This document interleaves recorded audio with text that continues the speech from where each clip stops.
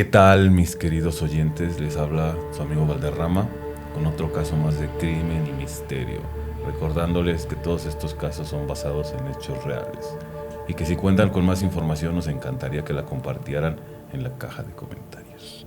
San Miguel Canoa, Puebla, se vistió de sangre el 14 de septiembre de 1968, cuando una turba, azuzada por el párroco local, atacó hasta el grado del linchamiento a un pequeño grupo de estudiantes y trabajadores de la Benemérita Universidad Autónoma de Puebla.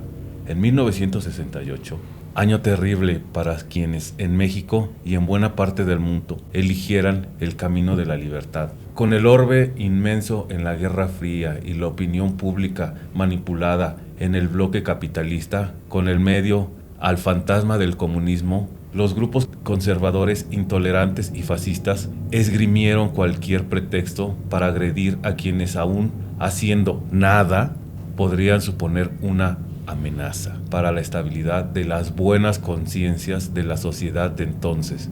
Si en las urbes era algo de cuidado, en los pequeños pueblos, ¿qué nos esperaba? Y Canoa resultó un lamentable ejemplo de los criminales alcances del fanatismo religioso y el autocomunismo en fascismo. San Miguel Canoa se localiza en las faldas del volcán Malinche, cuyo majestuoso cono inverso señala los territorios de Tlaxcala y Puebla. A este segundo estado pertenece el pueblo, y el 14 de septiembre de 1968 llega un pequeño grupo de jóvenes trabajadores y estudiantes de la Universidad Autónoma de Puebla, con la idea de hacer escultismo en la montaña, de subir al volcán. Al grupo lo había convocado Julián González Báez, de 26 años, casado y con 2 hijos, quien solía hacer excursiones como es para visitar la montaña, y de las 11 personas que supuestamente irían, además de él, solo llegaron 4: Ramón Gutiérrez Calvario, Jesús Carrillo Sánchez, Miguel Flores Cruz y Roberto Rojano Aguirre. Cuando llegaron a la comunidad indígena náhuatl, eso era San Miguel Canoa. Entonces, la mayoría de sus habitantes no comprendían el español. Eran las 6 de la tarde. Si en algún momento hubieran pensado comenzar el ascenso para pernotar ante una fogata en la ladera del cerro, la lluvia no les hubiera permitido avanzar. Tupida, como suele ser en estos parajes, los obligó a buscar refugio. Primero se lo pidieron a la dueña de una tienda, al cual negarse, acudieron al curato, donde también se negaron a ayudarlos. El cura en el lugar era Enrique Mesa Pérez. Aproximadamente 40 minutos estuvieron escuchando la historia del pueblo y acerca de los abusos del poder del párroco Mesa Pérez, ya que pedía cuotas de extorsión a cambio del perdón de la iglesia y de sus pecados. También tenía a cargo un grupo de choque para poder mantener el poder en el pueblo.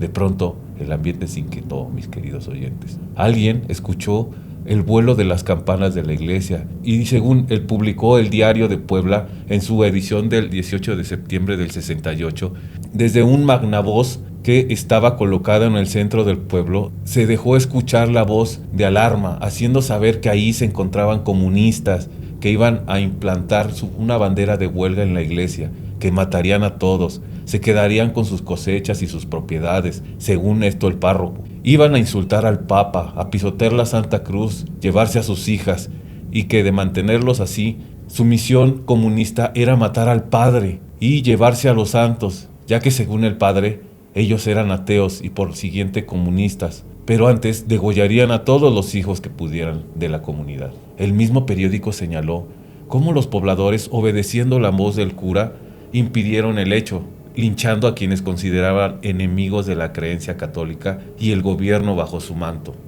Así, la calle se fue llenando de voces en náhuatl. Cuando preguntaron sobre qué sucedía, Lucas los llamó, pero entre los gritos se escuchaba de pronto alguna voz en castellano diciendo: «Ya llegaron los asesinos, ladrones». Alguien les había metido esas ideas en la cabeza a la gente. Cuando los vecinos, exaltados y algunos borrachos, tocaron la puerta del número 9 de la calle de Benito Juárez, llevaban machetes, piedras, palos y pistolas.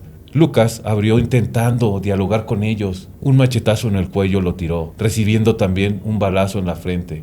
A su familia e invitados comenzaron a acusarlos de llevar propaganda anticlerical y al golpearlos Se presentó un comandante de la policía, pero no pudo hacer nada por ellos. En ese momento la gente estaba enardecida, convencida de que eran enemigos, ladrones, agitadores. No escuchaban y no comprendían. Ahí mismo, en la casa de Lucas, machetearon a Ramón y a Jesús. Ahí quedaron Odilon. También Miguel, Roberto y Julián los sujetaron y entre golpes y laceraciones con los machetes los arrastraron envueltos de sangre hasta la plaza del pueblo, junto a la iglesia. Amenazaban con rematarlos y no dejaron de torturarlos ante la complacencia clerical. Como habían cerrado las entradas del pueblo, la policía logró pasar hasta las 5 de la mañana del día 15 de septiembre de 1968. Julián y Miguel y Roberto lograron sobrevivir, pero terriblemente heridos. En ese mismo 15 de septiembre, Pilar Flores, la esposa de Julián, quien estaba embarazada, recibió una llamada avisándole que se dirigiera al hospital, pues su esposo estaba gravemente herido. Sobre todo, las radiografías señalaban lesiones en la cabeza y los riñones. Pero ella, al llegar a la clínica, le entregaron una bolsa con 3 dedos de su marido. Se los habían cortado de un machetazo. Dicen que el tiempo lo cura todo, mis queridos oyentes, o lo acomoda. En el fondo, es la fortaleza personal la que acomoda las cosas. Después de una profunda reflexión, Miguel y Roberto trataron de compensar el suceso, dando pláticas sobre la violencia impulsada por el fanatismo y el prejuicio, por la mentira, enarbolada como dogma. Ambos han muerto y Julián, sobreviviente, narró los hechos en el 2018, a los 50 años del linchamiento.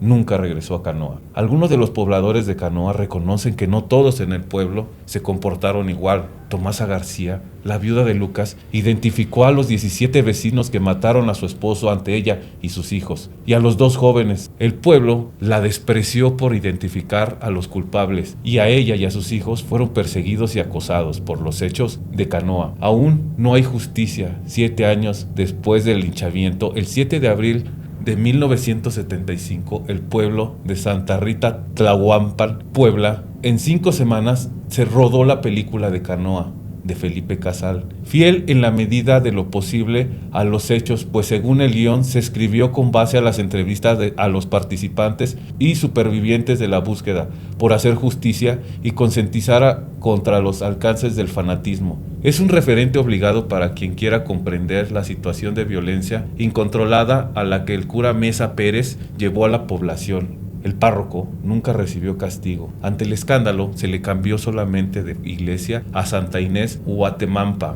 Y así esta historia tan vergonzosa, mis queridos oyentes, comentándoles que si tienen más información nos ayudarían bastante. Les dejo el link de la película mediante el hecho vergonzoso, Canoa. Está en YouTube por si le gustan ver. Y recordarles que den like y que suscriban. Con eso nos ayudarán mucho a traer más historias como esta.